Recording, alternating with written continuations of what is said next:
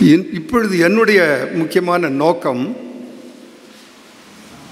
வசனத்தை வாசிங்க யாராவது. 1 தீமோத்தேயு 4ஆம் அதிகாரம் 14ஆம் வசனம்.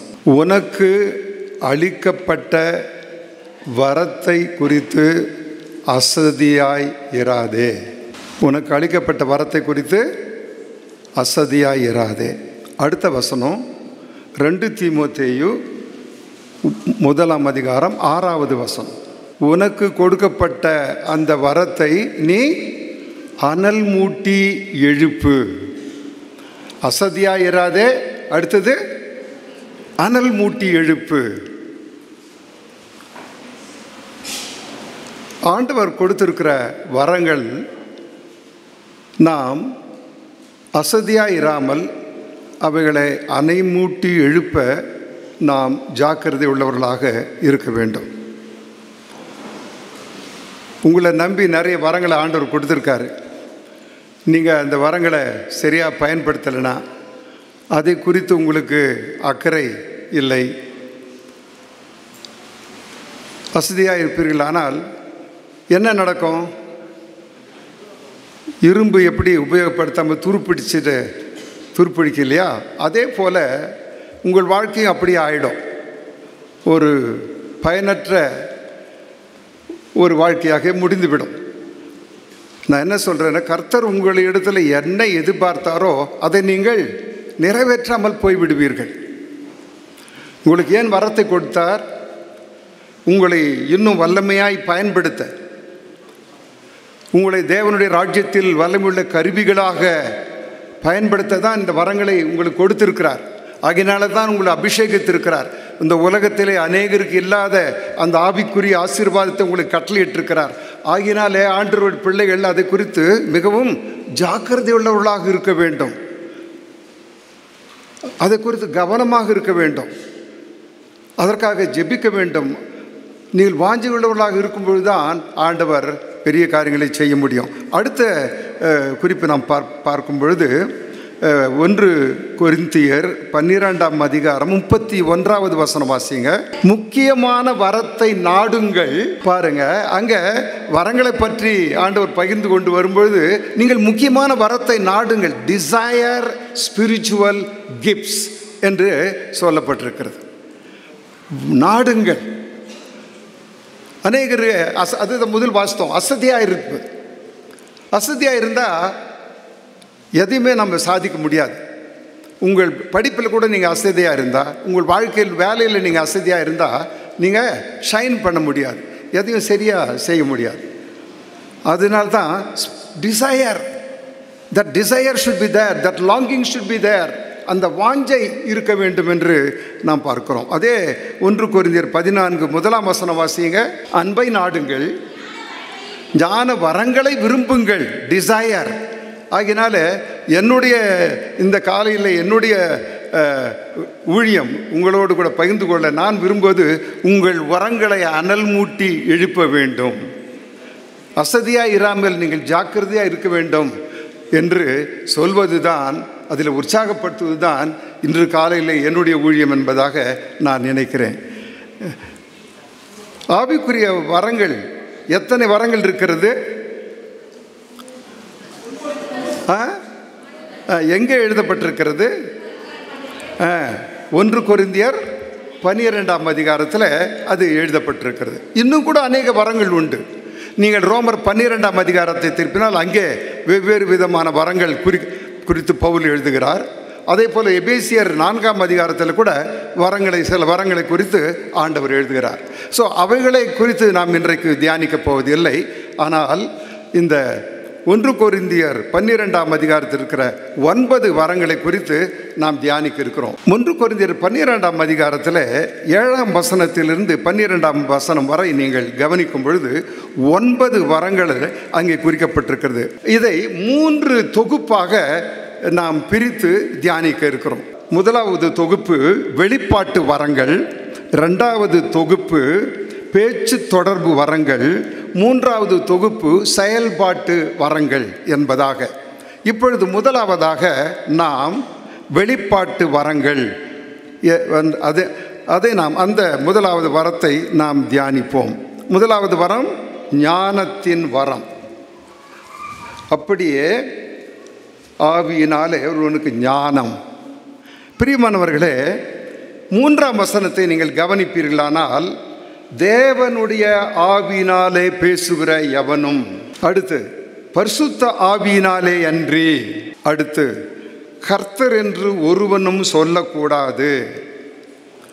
பிதா, குமாரன், பரிசுத்த ஆவியானவர், இந்த வரங்களை ஆளுகை செய்கிறவர், இந்த வரங்களை நமக்கு அளித்து நாம் பயன்படுத்த வேண்டும் என்று விரும்புகிறவர் திரியேக தேவன், the triune God. He is bestowing these gifts for us. இந்த வரங்களை நமக்கு அளித்து அதை பயன்படுத்த அவர் கவனமுள்ளவராக இருக்கிறார் என்று பிதா, குமாரன், பரிசுத்த ஆவியானவர் என்று இந்த அறிமுகத்திலேயே குறிக்கப்பட்டிருக்கிறதை நீங்கள் கவனிக்க வேண்டும். The gifts of revelation, gift of revelation, ஞானத்தின் வரம். இந்த வரத்தை நாம் எப்படி விவரிக்க முடியும்?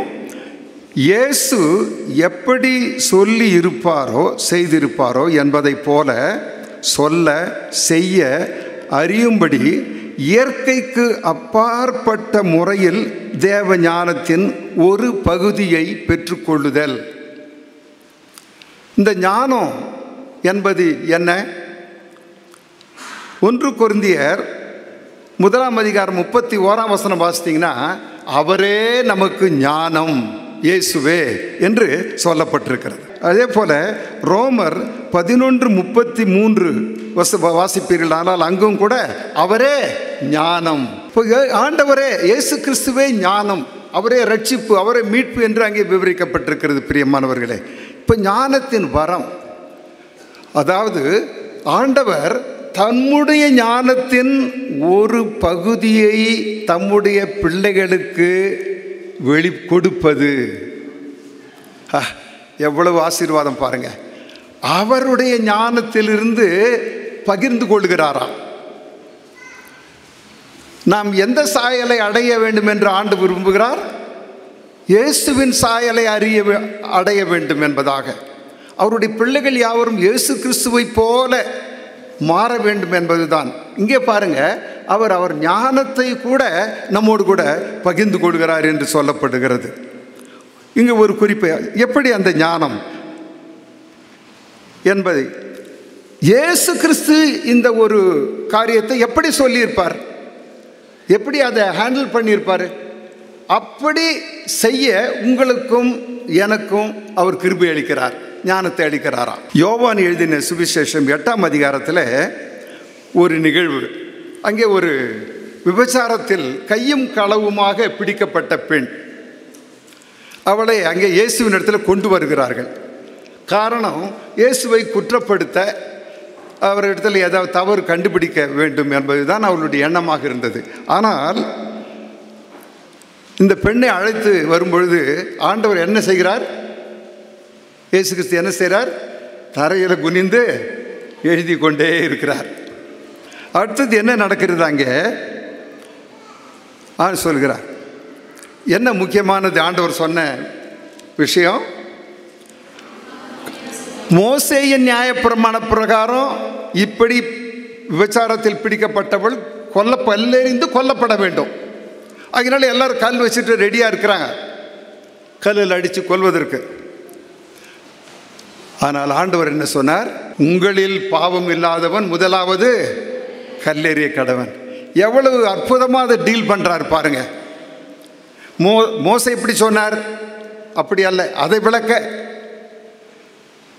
இல்லை. விபச்சாரம் செய்த அந்த பெண்ணு, அப்போ இவளோடு விபச்சாரம் செய்த மனிதன் எங்கே? அந்த புருஷன், அந்த மனிதன் எங்கே? அதெல்லாம் கேட்கல. என்ன செய்கிறாரு? உங்களில் பாவம் குற்றம் இல்லாதவன். ஞானம்.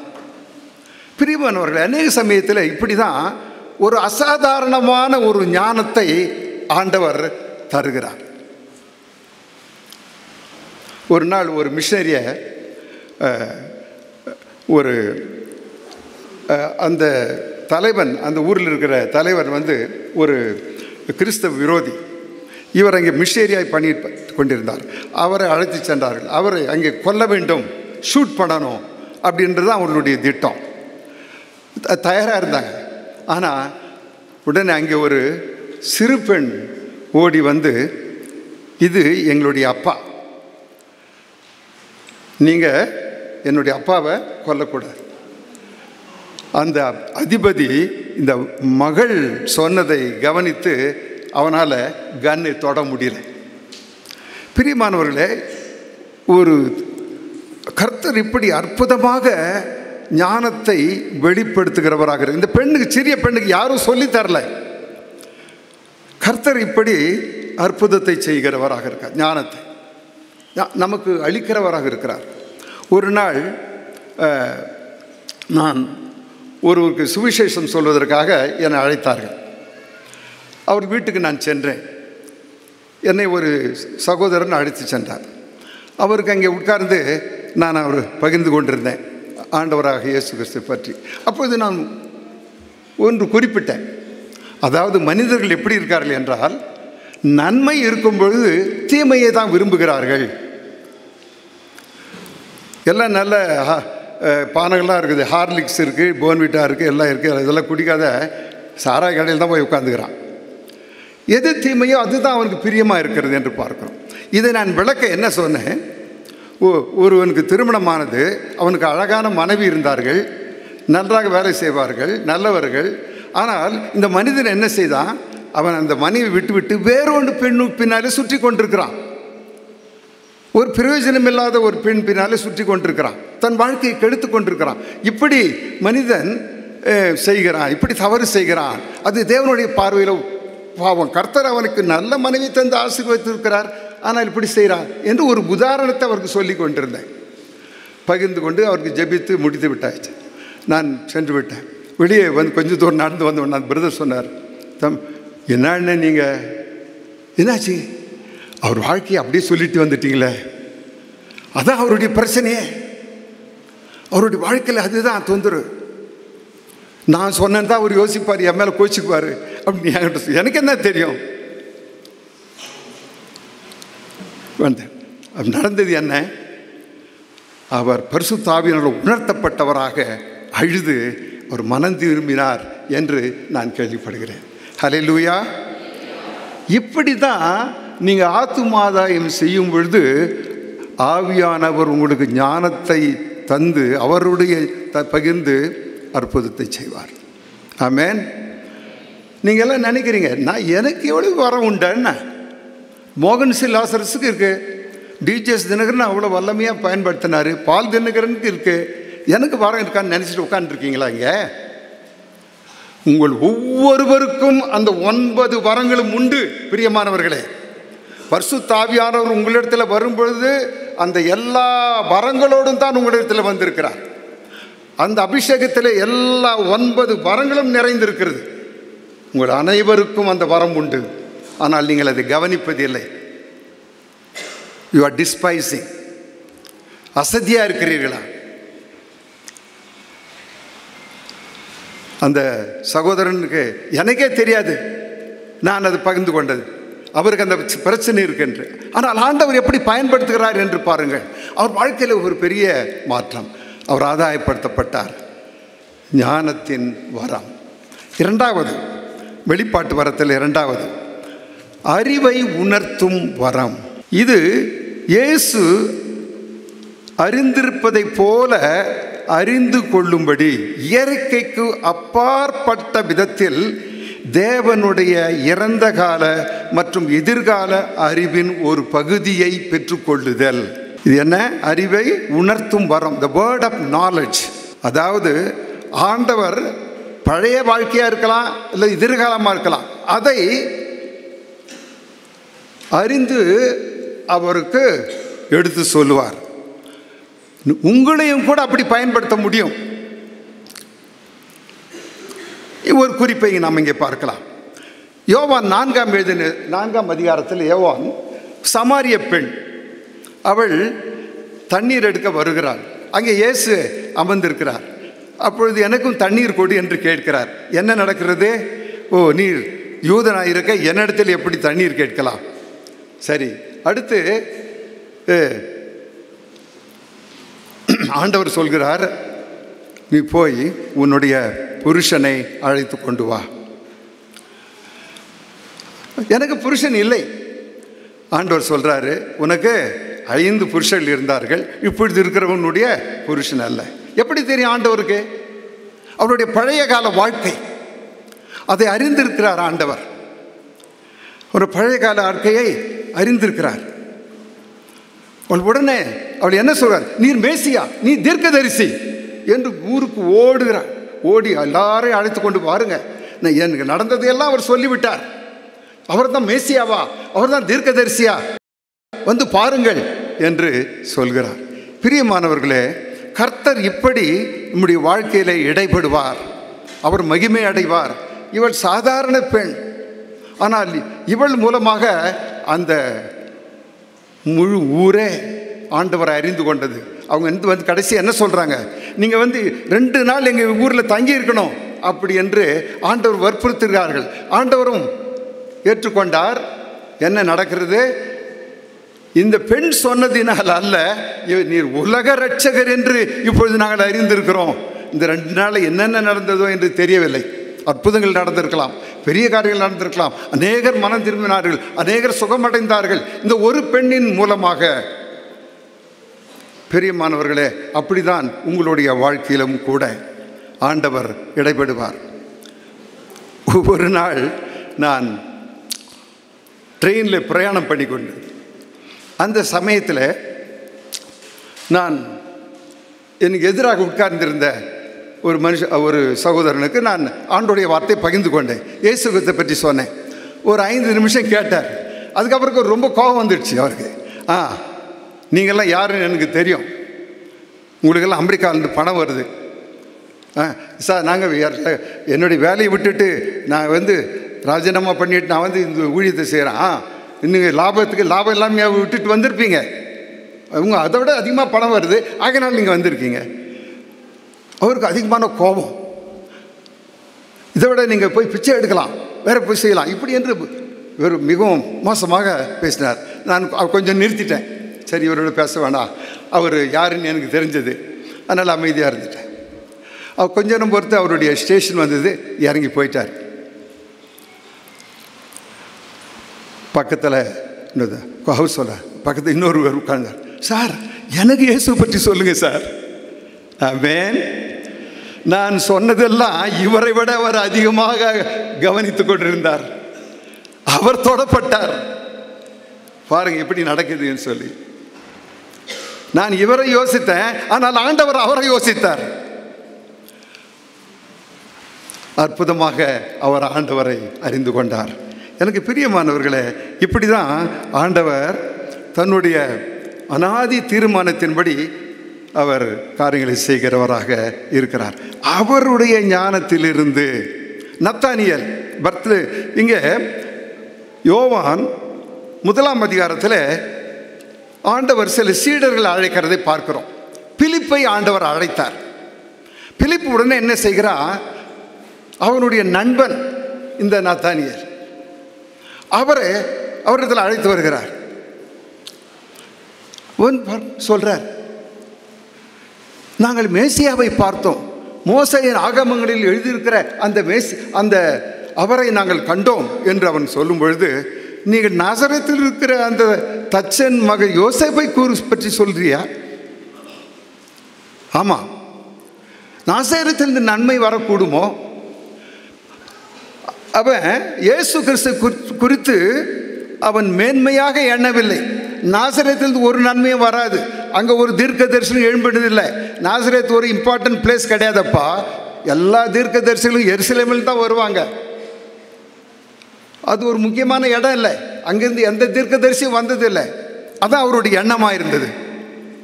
ஆனால் இங்கே அவரை இயேசுவுக்கு அறிமுகப்படுத்துகிறார். அருகில் வந்தவுடனே ஆண்டவர் என்ன சொல்றாரு? இதோ கபடற்ற உத்தம இஸ்ரவேலன். அவனை அறிந்தவனாக ஆண்டவர் பேசுகிறதை பார்க்கிறோம். ஆண்டவர், என்னை பற்றி உங்களுக்கு எப்படி தெரியும்? நீ அத்தி மரத்தின் கீழ் உட்கார்ந்திருக்கும் பொழுதே நான் அறிந்து கொண்டேன். அத்தி மரத்தின் கீழே அவங்க என்ன செய்வாங்களா? உட்கார்ந்து தோராவை படிப்பாங்க. தோரானா ஓல்ட் டெஸ்டமெண்ட், யூதர்கள். பிரியமானவர்களே, அவன் ஆண்டவருடைய சீஷனாக மாறி போனான். இந்த பர்த்தலமேயு, இன்னொரு பெயர் பர்த்தலமேயு அவனுக்கு. இவன் தான் நத்தானியேல். இவன் தான் அர்மேனியா என்ற ரஷ்யாவுக்கு பக்கத்தில் இருக்கிற தேசத்திற்கு அங்கே சென்று ஊழியம் சென்று இரத்த சாட்சியாக மரித்தவர். அவர் மூலமாக முதலாக இந்த உலகத்தில் கிறிஸ்தவ தேசம் என்று அழைக்கப்பட்டது அர்மேனியா தான். சபை சரித்திரத்தை ஹிஸ்டரி வாசிக்கும்பொழுது அது கண்டிப்பாக குறிப்பிடுவார்கள். அர்மேனியா என்ற தேசம்தான் முதலாக உலகத்திலேயே கிறிஸ்டியன் கண்ட்ரி என்று அழைக்கப்பட்டது. அங்கே போய் அர்மேனியாவில் ஊழியப்பது it is a very powerful ministry. அங்கே இருக்கிற அரசன் முதலாவது ரட்சிக்கப்பட்டான். ஆகையினால அவன் தன்னுடைய தேசம் எல்லாரும் கிறிஸ்துவை ஏற்றுக்கொள்ள வேண்டும் என்று அறிவித்து விட்டான். பிரியமானவர்களே, ஒரு ஆத்துமா அந்த நண்பன் அவனை அழைத்து வந்தான். நடந்தது என்ன? அந்த வரம். பிரியமானவர்களே, நீங்கள் கூட ஆண்டவரோடு இணைந்து இருக்கும் பொழுது அந்த வரங்கள், கவனிங்க, உங்களை அறியாமலேயே உங்களுக்குள்ள செயல்படுகிறது நீங்கள் பார்க்க முடியும். நான் சொன்னேன் இல்லையா, அவரை பற்றி நான் சாதாரணமாக ஷேர் பண்ணேன். அவர் உணர்த்தப்பட்டார். இப்படி உங்களை பயன்படுத்துவார். இதை குறித்து நீங்கள் கவனமாக இருக்கணும். ஆகையினால உங்கள் ஆத்தும ஆதாய பணியில் நீங்கள் கவனமுள்ளவர்களாக அதை செய்ய வேண்டும். கேஷுவலாக இருக்கக்கூடாது. நான் கர்நாடக மாநிலத்தில் பல வருடங்கள் ஊழியம் செய்தேன். அங்கே ஒரு ட்ரைபல் ஏரியா, ஒரு மிஷனரி அவங்களுக்கு நான் விசிட் பண்ண போவேன். அங்கே போய் மிஷனரியோடு பேசி கொண்டிருந்தேன். இன்றைக்கி எங்கே போகிறீங்க? அண்ணே, நாங்கள் இந்த ஏரியாவுக்கு போய் மிஷன் பண்ண போகிறோம். என்ன ஷேர் பண்ண போகிறீங்க? அண்ணே, என்னென்ன அவங்கெல்லாம் படிக்காதவங்க, அவங்க எல்லாம் ட்ரைபல் பீப்புள், என்ன தெரியும் போகிறோம், அவங்களுக்கு ஒரு ஸ்டோரி சொல்ல வேண்டியது தான், அவங்களுக்கு இயேசு கிறிஸ்து யாருன்னு கொஞ்சம் அப்படி சொல்லணும் அப்படின்னு என்கிட்ட சொன்னாங்க. No, it's not like that. You be very serious about it. It's God's word. அதுக்காக ஜெபி, அதுக்காக ஆயத்தப்படுத்து. ஆண்டவரே, இன்றைக்கு நான் எந்த பகுதியை பகிர்ந்து கொள்ள வேண்டும், எந்த வசனத்தை அவர்களுக்கு சொல்ல வேண்டும், எனக்கு காண்பியும். யாரை எனக்கு கொண்டு வருவீர்கள், எனக்கு காண்பியும். யார் கேட்பார்கள், என் எதிரில் கொண்டு வரோம். Don't take tribal people or those people or village people or educated or uneducated, அப்படியெல்லாம் எதுவும் யோசிக்காதீங்க.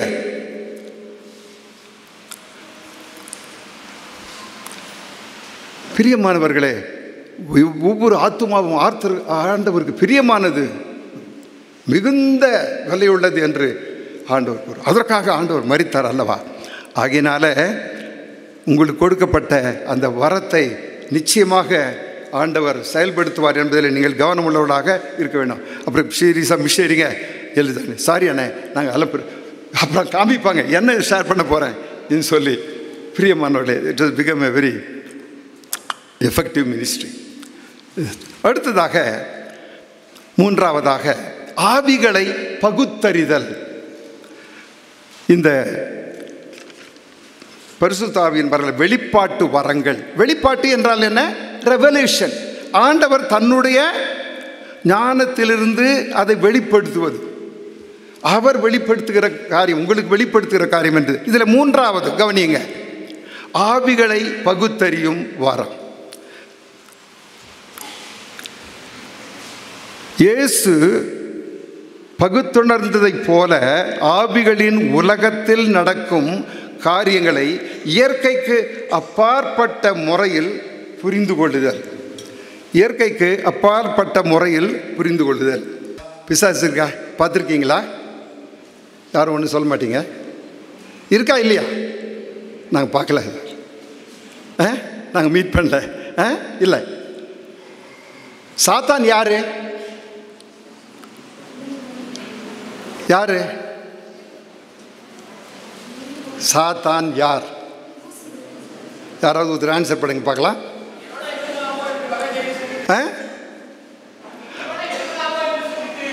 சாத்தான் யாரு? அவன் ஒரு விழுந்து போன தேவதூதன், லூசிஃபர் பேர். அவன் விழுந்து போன தேவதூதன். அநேக தேவதூதர் அவனும் விழுந்து போனாங்க. விழுந்து போனாங்கன்னா அந்த கர்த்தருடைய கீழ்ப்படியாமல் விழுந்து போனாங்க. அது மாத்திரம் இல்லை, அவன் கூட நிறைய பேர் விழுந்துட்டாங்க. fallen angels, demons, they become demons. நான் என்ன சொல்ல வரேன்னா, ஆவி உலகத்தை நாம் சற்று அறிந்து கொள்ள வேண்டும். கடவுள் எப்படி இருக்காருங்க? ஆவியாக இருக்கிறார். யோவான் 4:24 எழுதப்பட்டிருக்கிறது, கடவுள் ஆவியாக இருக்கிறார். அவரை தொழுது கொள்ளுவர்கள் ஆவியோடும் உண்மையோடும் தொழுது கொள்ள வேண்டும். அவர் ஆவியின் ரூபத்தில் இருக்காங்க கடவுள். நீங்கள் என்ன ரூபத்தில் இருக்கீங்க? நீங்கள் கொஞ்சம் பாட்டாக இருக்கீங்க. எப்படி? சரி, மனிதன் எப்படி? ஆவி, ஆத்துமா, சரீரம் மூன்றும் இணைந்தவன். உங்களுக்கும் ஆவி இருக்கு. கொஞ்சம் ஆவி உலகத்தை சரியாக கவனிச்சுங்க. ஓகே, பைபிளில் எங்கே எழுதுங்க, இங்கே பாருங்கெல்லாம் தேவ தூதர்கள் ஆவி இருக்குது, மனித ஆவிகள், பிசாசின் ஆவிகள், தேவன் ஆவியாக இருக்கார், அடுத்து இயேசு ஆவியாக இருக்கிறார். சரி, பிதா ஆவிகளின் தந்தை என்று எபிரேயர் 12:1 அழைக்கப்படுகிறார். சரி, ஆவிகளின் உலகம். பிரியமானவர்களே, நம்மை சுற்றி வெவ்வேறு ஆவிகள் இருக்கிறது. பிசாசு ஒரு ஆவியின் ரூபத்தில் இருக்கிறான். விழுந்து போன தேவ தூதர்கள் ஆவியின் ரூபத்தில் இருக்கிறாங்க. அசுத்த ஆவிகள் என்று அழைக்கப்படுகிறது. அசுத்த ஆவிகள் என்று அழைக்கப்படுகிறது. நீங்க இப்போ கொஞ்சம் கவனிக்கிறீங்களா? அங்கே எழுதிட்டு ஓகே. மனிதன் என்ன? சரி, ஆவி, ஆத்துமா, சரீரத்தை உடையவன்.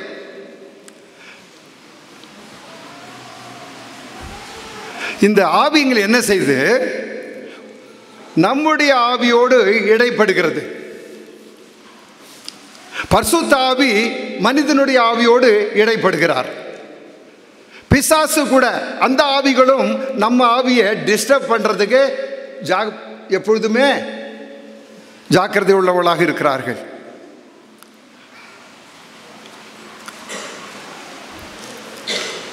அவன் ஆண்டவருக்கு விரோதி.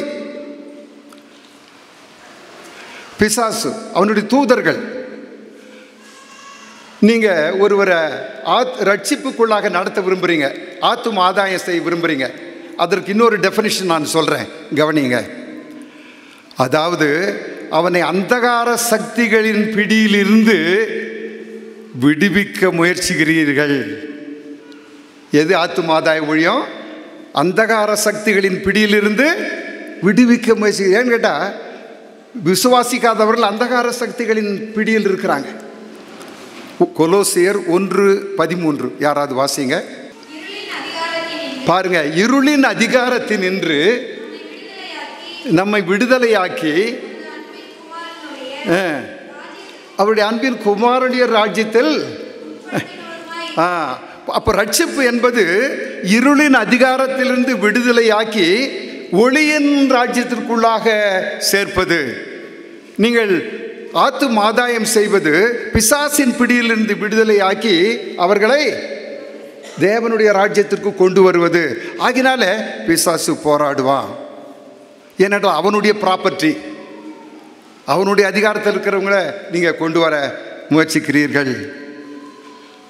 ஆண்டவர் சொல்லும்போது கவனிங்க.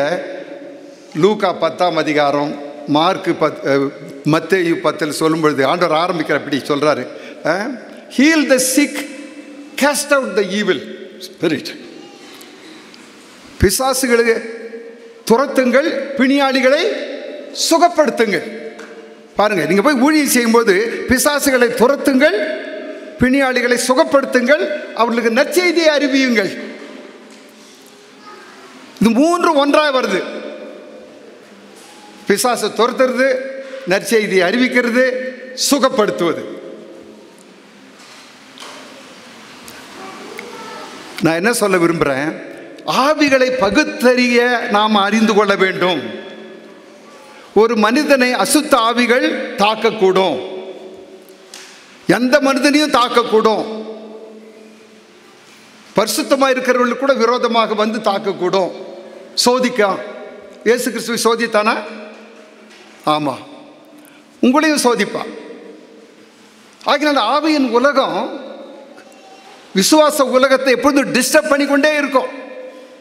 ஆகினால நீங்கள் அதை சரியாக அறிந்து கொள்ள விரும்ப வேண்டும். 2 கொரிந்தியர் 4ஆம் அதிகாரம் 4ஆம் வசனம் வாசிங்க. 4ஆம் அதிகாரம்.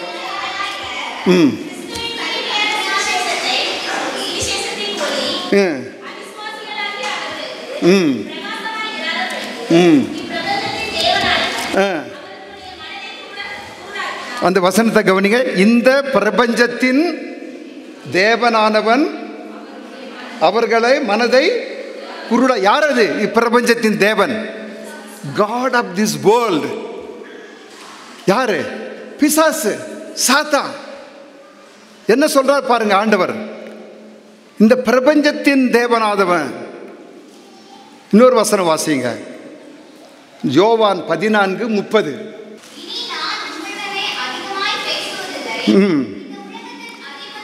பாருங்க, அண்டர்லைன். இதோ இந்த உலகத்தின் அதிபதி வருகிறான். யாரை குறித்து ஆண்டவர் சொல்கிறார்? பிசாசு, சாத்தானை குறித்து சொல்கிறார். இந்த உலகத்தின் அதிபதி, இந்த உலகத்தின் தேவன் என்று சொல்லப்பட்டிருக்கிறது. 1 யோவான் 5:19 வசனம் வாசிங்க. இவ்வுலகம் முழுவதும் பொல்லாங்கனுக்குள் கிடக்கிறது என்றும் அறிந்திருக்கிறோம். கவனிங்க, பிசாசு. 3 முக்கியமான வசனங்களை உங்களுக்கு கோடிட்டு காண்பித்தேன். இந்த உலகத்தின் தேவனானவன், அடுத்ததாக அதிபதி, அடுத்ததாக இந்த பொல்லாங்கனுக்குள் கிடக்கிறது. பிரியமானவர்களே, ஆத்தும ஆதாயம் இந்த பொல்லாங்கனுக்குள் கிடக்கிற இந்த அதிபதியின் கையில் இருக்கிற ஆத்துமாக்களை விடுதலை செய்வதாக இருக்கிறது. ஆகையினால நீங்கள் ஆவிகளை பகுத்தறிந்து கொள்ள ஜாக்கிரதை உள்ளவளாக இருக்க வேண்டும். வெவ்வேறு விதத்தில் டிஸ்டர்ப் பண்ணுவான். கணவன் மனைவி மிகவும் சமாதானமாக இருப்பீங்க. ஒரு சின்ன காரியத்துக்கு கோபம் வரும், உடனே அது ஒரு பெரிய சண்டையாக மாறும். அப்புறம் சாயந்தரம் உட்காந்து யோசிப்பீங்க, ஏன் இவ்வளோ தூரம் சண்டை வந்தது? நான் சொல்கிறேன், நாம் செய்கிற சில தவறுகளுக்கு பின்னாலே பிசாசு நம்மை மோசம் செய்து கொண்டே இருப்பான், ஏமாற்றி கொண்டே இருப்பான். உதாரணமாக, உங்கள் கோபத்தை நீங்கள் அடக்கவில்லை என்றால் அந்த கோபத்திற்கு பின்னாலே அந்த பிசாசின் ஆவி கிரியை செய்து கொண்டே இருக்கும்.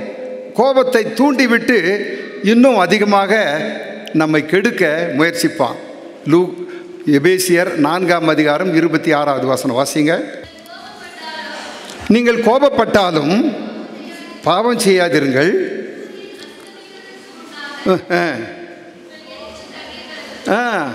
அடுத்தது பாருங்க, சூரியன் அஸ்தமிக்கும் முன்பாக உங்கள் கோபம் தனிய கடவுது. அடுத்த வசனம் என்ன? பிசாசுக்கு இடம் கொடாமல் இருங்க. என்ன கான்டெக்ஸ்ட் அது? நீங்கள் கோபத்தை சரியாக டீல் பண்ணலன்னா அங்கே என்ன நடக்கும்? பிசாசுக்கு நீங்கள் இடம் கொடுப்பீங்க. சரியாக மன்னிங்க, சரியாக ஒப்புரவாகுங்க, அதை வளர்க்காதீங்க. பிரியமானவர்களே, இப்படிப்பட்ட எமோஷனல் திங்ஸ் இதுக்கு நீங்கள் ஜாக்கிரதையாக இல்லாவிட்டால் பிசாசு அதை பயன்படுத்தி கொள்வான். டிசர்ன். நீங்கள் அதற்கு என்ன ஆங்கில வார்த்தை? டிசர்ன். டிசர்ன், பகுத்தறியுங்கள். டிஸ்டிங்கிஷ், வேறு பிரித்து பாருங்க. சரியாக கவனிக்க வேண்டும். இந்த பிசாசு நல்லவனைப் போலவே அநேக விதமான காரியங்களை செய்து மனுஷரை மோசம் செய்வான். அதனால நீங்கள் கோபத்தை கட்டுப்படுத்தலாம், அங்கே கிரியை செய்வான் என்று நாம் பார்க்கிறோம். மன்னிக்கவில்லை என்றால் கிரியை செய்வான் என்று பார்க்கிறோம். ஆகையினால நீங்கள் ஆத்தும ஆதாயம் செய்யும் பொழுது இந்த ஆவிகளை பகுத்தறிந்து கொள்ள வேண்டும்.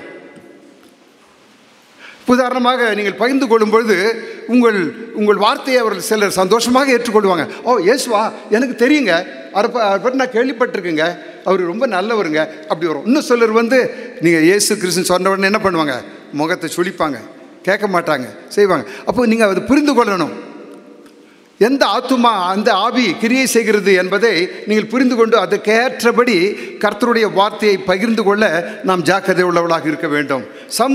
Some may be receiving very happily, some may be very reluctant, or they may be resisting also. So you must be able to understand the spirit behind that. ஏன்னு கேட்டால், நீங்கள் ஆவி உலகத்திலே நீங்கள் பிரவேசித்து பேசுகிறீர்கள். உதாரணமாக, சைக்காலஜிஸ்ட்டு எப்படி டீல் பண்ணுறாங்க மனிதனை? அவனுடைய மைண்ட், அவனுடைய brain, they keep it as a centre part. ஆனால் Bible keeps the spirit of man as central part. அவன் ஒரு ஆவிக்குரியவன். அவர் சைக்காலஜிஸ்டுக்கு ஸ்பிரிட்டை பற்றி தெரியாது.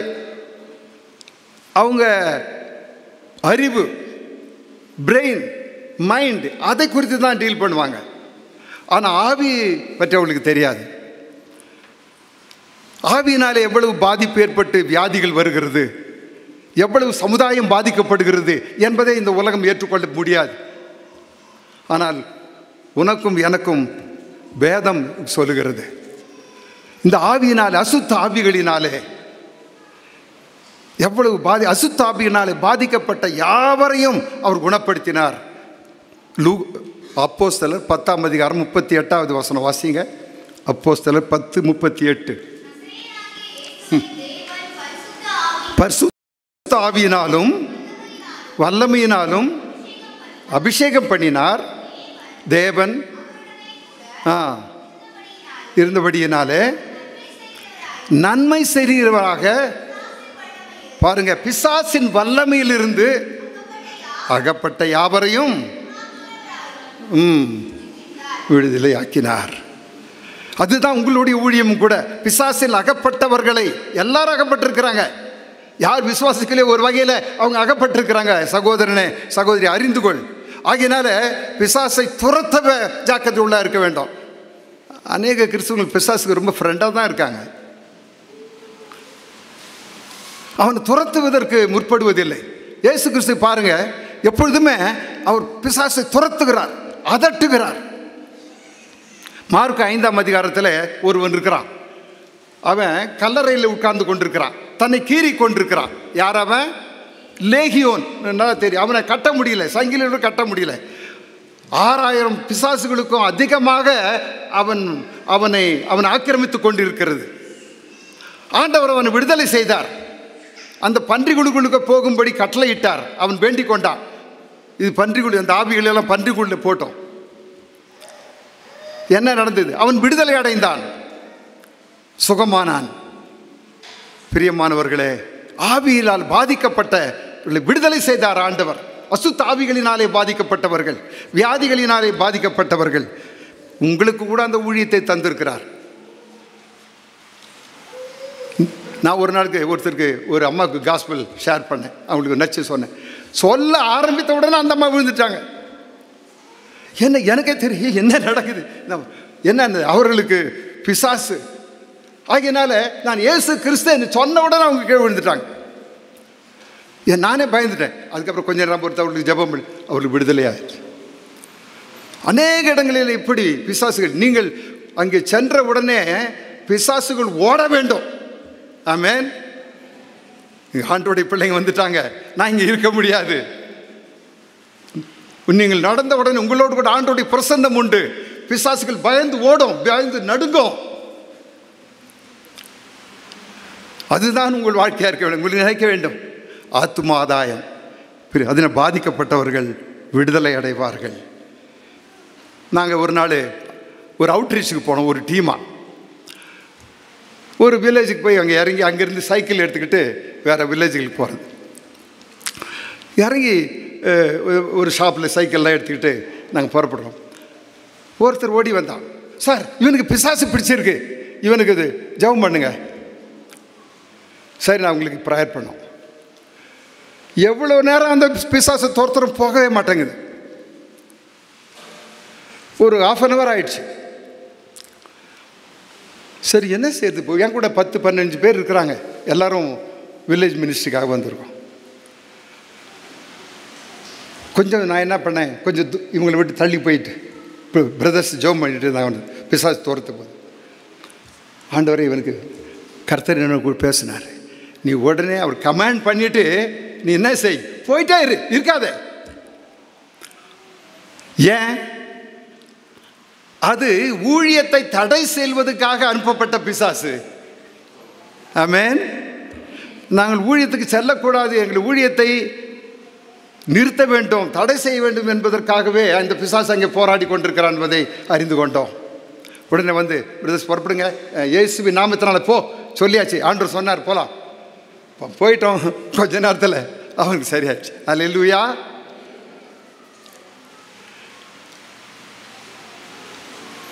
You can discern. கர்த்தர் அதை உங்களுக்கு தந்திருக்கிறார், அந்த வரத்தை தந்திருக்கிறார். நீங்கள் அநேக ஜனங்களை பார்க்கும்பொழுது நீங்கள் புரிந்து கொள்ள முடியும். கேளுங்க ஆண்டவரிடத்துல, I want the discerning spirit O Lord. கேளுங்க. சில சமயத்தில் ட்ரைபல் நாங்கள் அநேகர் ஆதிவாசி ஜனங்களை நடத்தும்பொழுது, ஹோலி ஸ்பிரிட் பேப்டிஸ்டுக்குள் நடத்தும்பொழுது கூடவே பிசாசு கூட பொசஸ் ஆகும். உங்களுக்கு தெரியாது யார் பரிசுத்தாவி எங்கே அசுத்தாவி என்று. அதை சரியாக டீல் பண்ணணும். Must distinguish. இதை அறிந்து கொள்ள வேண்டும். அவனுடைய கிரியைகள் மூலமாக அறிந்து கொள்ளலாம். அந்த பிசாசு என்ன செய்யும்? கர்த்தரை, அது கர்த்தருடைய நாமத்தை சொல்லாது, தடைகளை உண்டு பண்ணும், டிஸ்டர்ப் பண்ணும். Must discern. நம்ம அறிந்து கொள்ள வேண்டும். ஸோ ஆவிகளின் உலகம், நம்மை சுற்றி இந்த ஆவிகள் கிரியை செய்து கொண்டே இருக்கிறது. இன்று உலகத்தை கவனித்து பாருங்க.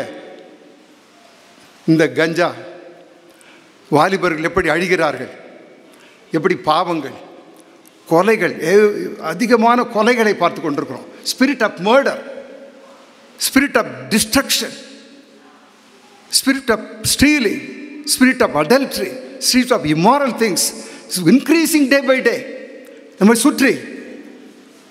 அதற்காக நாம் ஜெபிக்க கற்றுக்கொள்ள வேண்டும். அந்த அசுத்த ஆவிகளை துரத்த வேண்டும். பிரியமானவர்களே, அசுத்த ஆவிகளை துரத்த வேண்டும். நான் நினைக்கிறேன் போதுமான அளவு இந்த அசுத்த ஆவிகளை நாம் டீல் பண்ணுறதில்லை, துரத்துறதில்லை.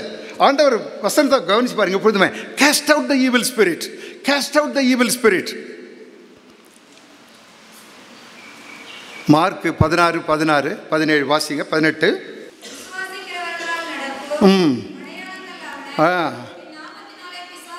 எடுத்த உடனே உங்கள் நாமத்தினால பிசாசுகளை துரத்துவார்கள், நவமான பாஷைகளை பேசுவார்கள், சர்ப்பங்களை எடுப்பார்கள்.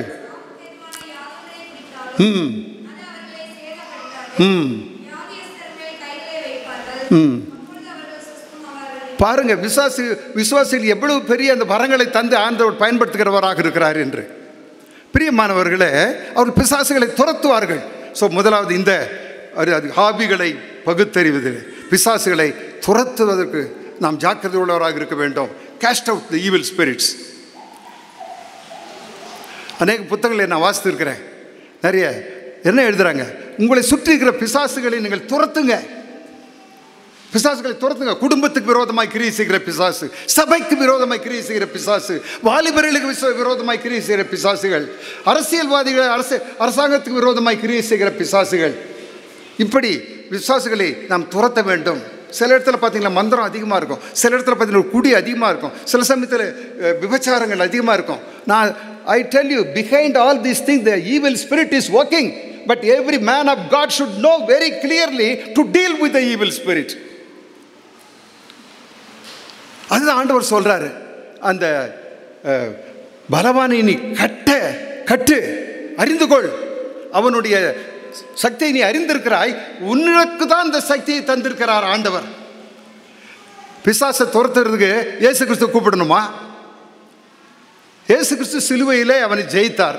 இன்றைக்கு அந்த அதிகாரத்தை உங்களுக்கும் எனக்கும் அளித்திருக்கிறார், நமக்கு அளித்திருக்கிறார். அதனால நாம் தான் அந்த பிசாசை டீல் பண்ணணும், நாம் தான் துரத்த வேண்டும், நாம் தான் அதை போராடி துரத்த வேண்டும் என்பதுதான் ஆண்டவருடைய ஒரு திட்டமாக இருக்கிறது. ஒரு நாள் வைத்திருக்கிறார், அவனுடைய கதை முடிஞ்சு போகும். ஆனால் அது வரைக்கும் நீங்க அவனை துரத்தணும். பிசாசிலிருந்து அநேகருக்கு விடுதலை அடைக்க உங்களால் முடியும். அந்த வரங்களை உங்களுக்கு தந்திருக்கிறார் ஆண்டவர். நீங்கள் சும்மா இருக்கிறீங்க. அநேகருக்கு விடுதலையை தர மறுக்கிறீர்களா? எப்படி நான் செய்ய வேண்டும்? கேளுங்க ஆண்டவரிடத்துல. உங்களை சுற்றி இருக்கிறவர்களுக்கு விடுதலையை தர நீங்கள் ஆண்டவருடைய வார்த்தையை பகிர்ந்து கொள்ளும் பொழுது பிசாசு விலகி ஓடுவான். பிசாசு விலகி ஓடுவான். தேவனுடைய வார்த்தை நுழைந்தவுடனே, தேவனுடைய வார்த்தை ஆவியானவர் நுழைந்தவுடனே அவன் விலகி ஓடுவான். அறிந்து கொள்ள வேண்டும். நீங்கள் பிசாசு துரத்துறீங்களா? எவ்வளோ பேர் பிசாசு துரத்துவீங்க? யார் யார் துரத்திருக்கீங்க? கொஞ்சம் கை துறை காமிக்கலாம் பார்க்கலாம். என்னங்க அங்கிள் எங்களை போய் பிசாசு துரத்தி, நாங்களாம் ரொம்ப சின்ன பிள்ளைங்க அப்படி சொல்கிறீங்களா? அப்படி சொல்கிறீங்களா? இல்லை, நான் நிறைய ஸ்டோரி சொல்ல முடியும் இங்கே நின்றுட்டு. சண்டே ஸ்கூல் சில்ட்ரன்லாம் துரத்துறாங்க சார் எங்கள் மிஷன் ஃபீல்டில்.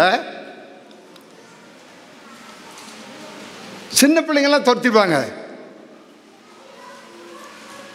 அண்டர்ஸ்டாண்ட். நேரம் கடந்து போகிறது, அதனால அடுத்த குறிப்பு போகிறேன். முதல் தொடரை முடித்திருக்கோம். அடுத்ததாக பேச்சு தொடர்பு வரங்கள். பேச்சு தொடர்பு வரங்கள். இதில் முதலாவது தீர்க்க தரிசனம், ப்ராஃபஸியிங். இயற்கைக்கு அப்பாற்பட்ட விதத்தில் பேசுபவரும் கேட்பவரும் அறிந்த ஒரு மொழியில் தேவனுக்காக பேசுதல். இயற்கைக்கு அப்பாற்பட்ட விதத்தில் பேசுபவரும் கேட்பவரும் புரிந்து கொள்கிற மொழியில், அவள் புரிந்து கொள்கிற மொழியில் தேவனுக்காக பேசுதல். ப்ராஃபஸியிங் இஸ் ஸ்பீக்கிங் ஃபார் காட். தேவனுக்காக பேசுதல். எபிரேயர் உள்ள அவர் பேசுகிற தேவன் என்று நாம் வாசிக்கிறோம். பொதுவாக இந்த வார்த்தையை லோகாஸ், ரிமா என்று பிரிப்பாங்க. லோகாஸ் என்றால் என்ன? இதுதான் எழுதப்பட்ட வார்த்தை, பைபிள். இது logos. God's word, God's thought, God's speech, இதுதான் அதுக்கு அர்த்தம் லோகாஸில். லோகாஸ் ஒரு கிரீக் பதம். காட், ஆண்டவருடைய எண்ணம், ஆண்டவருடைய வார்த்தை, இது லோகாஸ். இந்த வார்த்தையை நீங்கள் எடுத்து சொல்றீங்க, அது அந்த வார்த்தை ஒரு மனிதனுக்குள்ளாக கிரியை செய்கிறது, அது அவரை விடுவிக்கிறது. அந்த வார்த்தை அப்பொழுதுதான் ரீமா என்று மாறுகிறது. அது அவனை தொடுகிறது, விடுவிக்கிறது. The logos will become Reema. இதுதான் அதனுடைய முக்கியமானது. ஸோ நீங்கள் ஆண்டவருடைய வார்த்தையை பகிர்ந்து கொள்ளும் பொழுது, மற்றவர்களுக்கு நீங்கள் ஆத்துமாதாயம் செல்லும்பொழுது சொல்லும்பொழுது, ஆத்துமாதாயம் படும்போது அது பகிர்ந்து கொள்கிறீர்கள். அப்பொழுது அந்த வார்த்தை அவனை தொட வேண்டும். ஆகையினால நீங்கள் சரியான வார்த்தையை பயன்படுத்த கற்றுக்கொள்ள வேண்டும். அதற்காக நீங்கள் ஜெபிக்க வேண்டும், ஆயத்தமாக இருக்க வேண்டும்.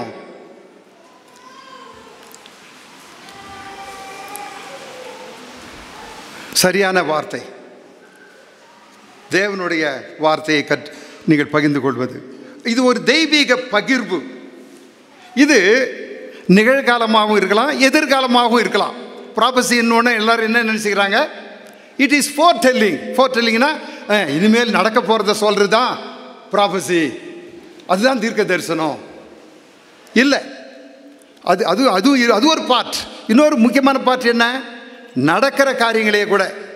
ஃபார் எக்ஸாம்பிள், உங்களை ஒரு அழைக்கிறீங்க, நீங்கள் ஒரு வாலிபர் கூட்டத்தில் மெசேஜ் ஷேர் பண்ணுறீங்க. கர்த்தர் உங்களுக்கு வார்த்தையை தருகிறார். அப்பொழுது அநேகர் விடுதலை அடைகிறார்கள். அது ப்ராஃபஸி. கர்த்தர் உங்களுக்கு சரியான வார்த்தையை தந்தார், அவர்களுடைய வாழ்க்கைக்கு தேவையான வார்த்தையை தந்தார். ஆகையினால அவர்கள் விடுதலை அடைந்தார்கள்.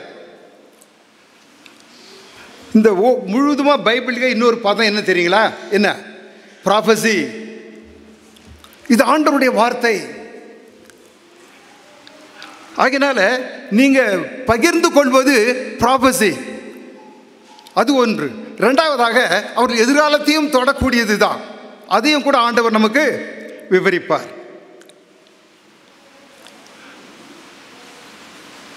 நீங்கள் இந்த வரத்தை குறித்து ஜாக்கிரதை உள்ளவர்களாக இருப்பீர்களானால் ஆண்டவர் உங்களோடு கூட இடைப்படுகிறதை நீங்கள் பார்ப்பீங்க. You are saying the right word, it is reaching the people, it's breaking the hearts of the people என்பதை நீங்கள் உணர்வீங்க.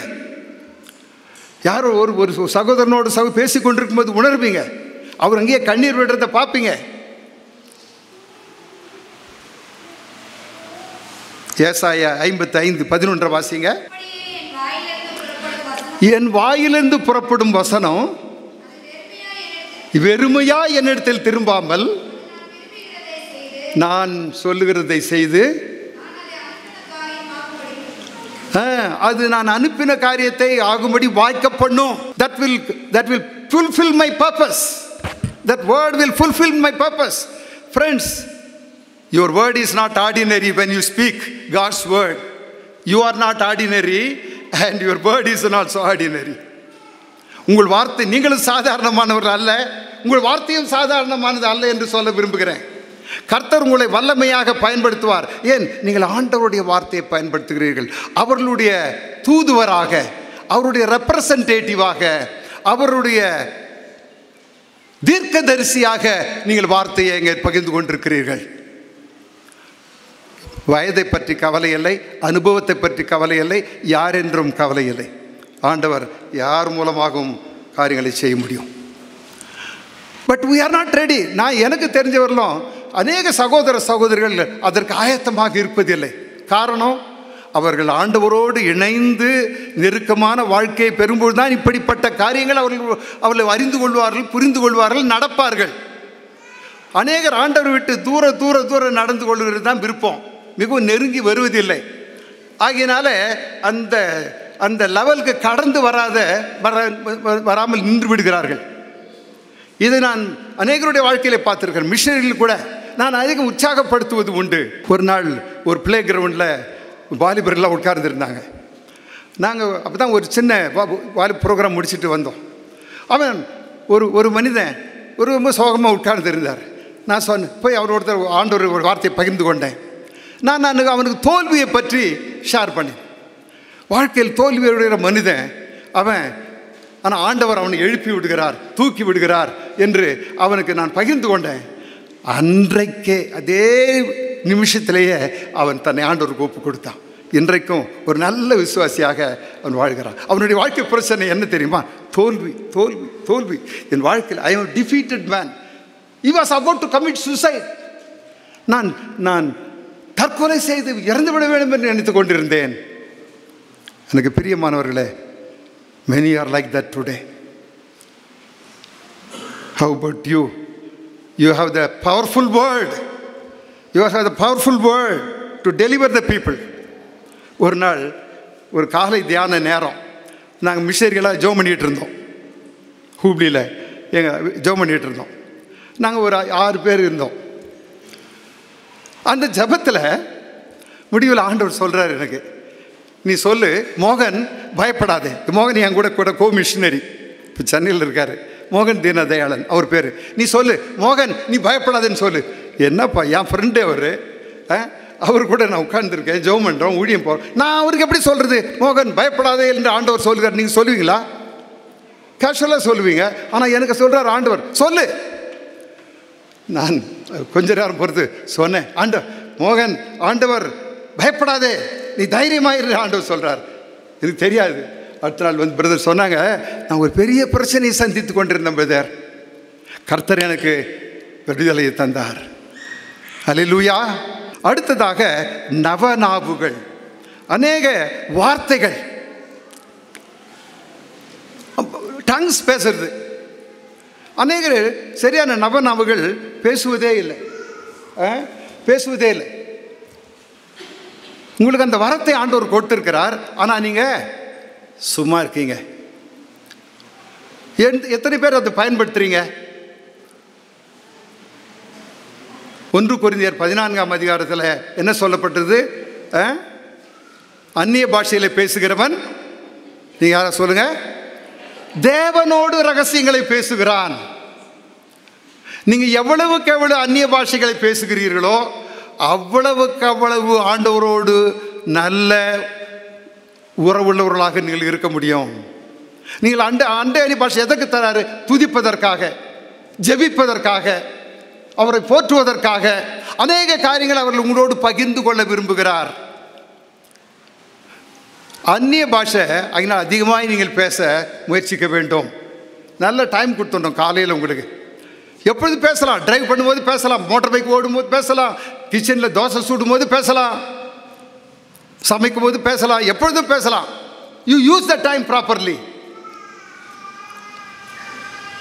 வெவ்வேறு சிலர் கேள்வி கேட்டாங்க, சும்மா திரும்ப திரும்ப அதையே அரைச்சிட்டு இருக்கீங்க. இல்லை, வெவ்வேறு பாஷைகளை நீங்கள் பேச வேண்டும். கேட்கணும், ஆண்டவரே எனக்கு வேறு பாஷைகளை கொடுங்க அப்படின்னு கேட்கணும். எனக்கு வேறு பாஷைகளை கொடுங்க. நான் கேட்டேன், ஆண்டு வெவ்வேறு பாஷை எனக்கு தந்தார். நான் உட்காந்து டிவியில் பார்ப்பேன். ஏன் இவர் நான் பேசுகிற மாதிரியே இருக்கு இவர் பேசுறது. எனக்கு நேரம் இல்லை அதை பற்றியெல்லாம் விளக்கிறதுக்கு. ஒரு நாள் கார்வாரில் ஜோம் பண்ணிகிட்டே இருந்தேன். அங்கே போர்ச்சுகல்லேருந்து ஒருத்தர் வந்திருந்தார். இவன் ஜோம் பண்ணிட்டு அந்நிய பாஷையில் பேசினாரா. ஒருத்தர் வந்து ஒரு ஷிப் கேப்டன் அப்படியே நிறுத்திட்டாரு. How this fellow is speaking my language? யாரு? அந்நிய பாஷையில் பேசிட்டு இருக்கிறவரு போர்ச்சுகீஸில் பேசுறாரு. ஆமென். நீங்கள் வெவ்வேறு பாஷையில பேச கற்றுக்கொள்ள வேண்டும். நீங்க கேட்கணும், அந்நிய பாஷையில் பேச கேட்கணும், வெவ்வேறு பாஷையில் பேச எனக்கு கொடுங்க ஆண்டவரே, எனக்கு கிருபை தாங்க ஆண்டவரே. அடுத்ததாக வெளிப்பாட்டு வரம், அதை மொழிபெயர்க்கிறது அதிகம் கேளுங்க. அதை மொழிபெயர்க்க கூட எனக்கு கிருபை தாங்க ஆண்டவரே. உங்களுக்கு வெளிப்படுத்துவார், ஆண்டவர் சொல்வார். எனக்கு சொல்லியிருக்காரு, நான் கேட்டேன். நான் எத்தனை பேருக்கு நான் டிரான்ஸ்லேட் பண்ணியிருக்கேன். எனக்கு பிரியமானவர்களே, இந்த வரங்களை இப்படி நாம் ஆண்டவரிடத்திலிருந்து கேட்டு செயல்படுத்த கற்றுக்கொள்ள வேண்டும். கடைசியில் எனக்கு ஒரு 5 நிமிடம், நான் 3வது பகுதி கடந்து செல்வோம். 3வது பகுதி, அதில் நான் எல்லாவற்றையும் சொல்ல முடியாத நேரம் இல்லை. செயல்பாட்டு வரங்கள். அதில் முதலாவது விசுவாசம், அடுத்தது அற்புதம் செய்தல், 3வது குணமாக்கும் வரங்கள். இந்த விசுவாசத்தை பற்றி உங்களுக்கு எபிரேயர் 11ஆம் அதிகாரம் 6ஆம் வசனத்தை நீங்கள் வாசித்தீர்களானால், விசுவாசம் இல்லாமல் தேவனுக்கு பிரியமாய் இருப்பது கூடாத காரியம். எல்லாவற்றுக்கும் இந்த விசுவாசம் என்பது மிக மிக முக்கியம். பிரியமானவர்களே, இது எந்த விசுவாசத்தை குறிக்கிறது? இது ஒரு ஜெனரல் பொதுவான ஒரு விசுவாசத்தை அல்ல. அந்த நேரத்துக்கு தகுந்த, அந்த சமயத்துக்கு தகுந்த விசுவாசம். ஒரு உதாரணத்தை கவனிங்க. அங்கே அப்போஸ்தலர் 3ஆம் அதிகாரத்தில் ஒருவன் பிச்சை எடுத்து கொண்டிருக்கிறான். எங்கே? அந்த எருசலேம் தேவாலயத்தின் வாசலில் அவன் பிச்சை எடுத்து கொண்டிருக்கிறான். அப்போது பேதுருவும் யோவானும் போகிறாங்க. என்ன சொல்கிறாங்க? அதுதான் முதலாக நடந்த அற்புதம். என்ன அது? அங்கே நசரேயனாகிய இயேசுவின் நாமத்தினால எழுந்து நட. இந்த முதல் அப்போஸ்தலர்கள் அவர்கள் விசுவாசத்தினால அவருக்கு சுகத்தை அளிக்கிறார். நான் உங்களுக்கு கேட்குறேன், அவனுக்கு என்ன வயசு? 40 வயசு ஏறக்குறைய. இயேசு கிறிஸ்துவும் சீடர்களும் எத்தனை முறை அந்த தேவாலய வாசலை கடந்து சென்றிருப்பார்கள்? அவனுக்கு 40 வயசு அல்லவா? எத்தனை முறை கடந்து செஞ்சிருப்பாங்க? இவங்களே பார்த்துருப்பாங்க, ஜீசஸ் பார்த்துருப்பாரு, இந்த பேதுரு யோவானும் பார்த்துருப்பாங்க. ஆனால் அன்றைக்கு தான் என்ன சொல்கிறாங்க? நீ எழுந்து நடன்னு சொல்கிறாங்க.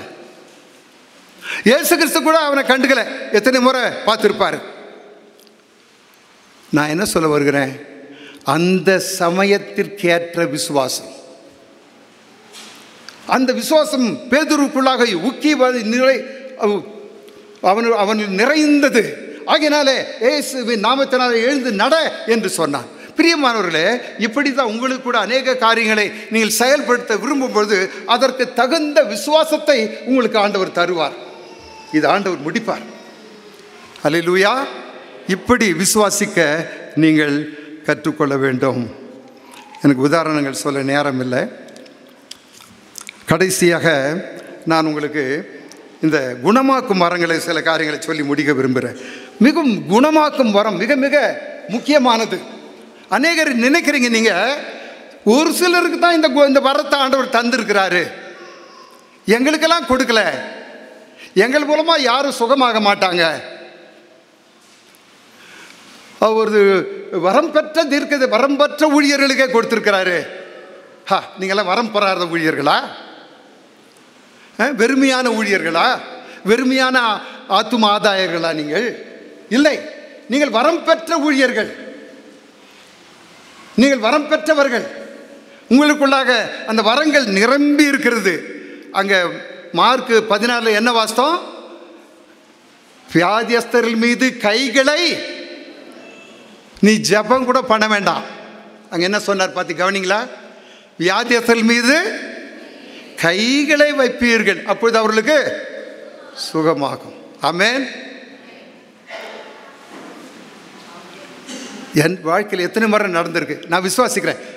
தொடருது. ஆண்டவரே, இவர்களை நான் மனசுக்குள்ள ஜெபம் சுகமாகும். உன்னிடத்திலிருந்து வல்லமை புறப்பட்டு அவர்களை விடுதலை செய்யும். விசுவாசிக்கிறாயா?